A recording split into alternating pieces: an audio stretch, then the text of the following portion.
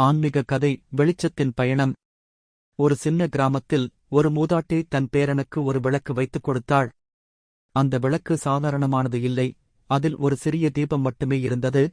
ஆனால் அது எப்போதும் எரிந்து கொண்டே இருந்தது.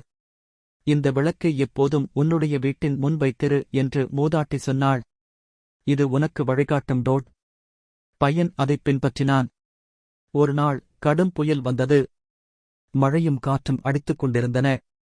வீடுகள் பல சேதமாகின, மரங்கள் விழுந்தன. ஆனால் அவனுடைய வீட்டுக்கு எந்த ஊரும் நடக்கவில்லை. அந்த விளக்கின் ஒளி புயலின் இருளை ஓட்டியது போல இருந்தது.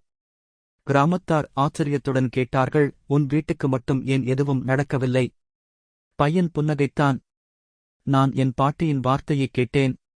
இந்த விளக்கு என் வீட்டைக் காப்பாற்றியது டோட். அவர்கள் புரிந்து கொண்டார்கள். விளக்கின் ஒளி நம்பிக்கையின் சின்னம். அது பயத்தை விரட்டியது. அன்றிலிருந்து அனைவரும் தங்கள் வீடுகளில் ஒரு சிறிய விளக்கை வைத்தார்கள்.